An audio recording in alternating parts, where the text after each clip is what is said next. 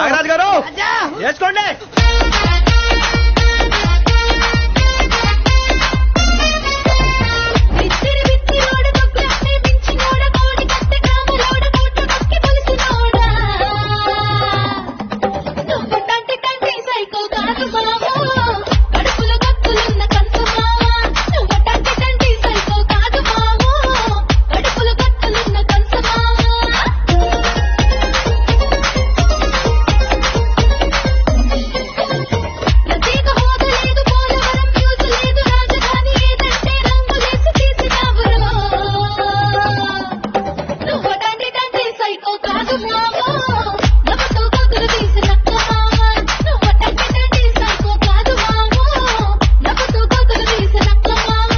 పూర్తిగా మద్యాన్ని నిషేధిస్తాం.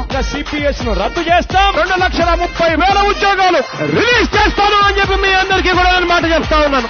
ఆ తర్వాత ఏంటి కోర్టు